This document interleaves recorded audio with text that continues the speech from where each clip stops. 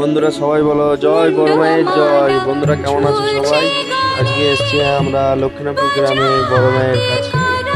সবাই কমেন্টে বলো জয় বড় মা।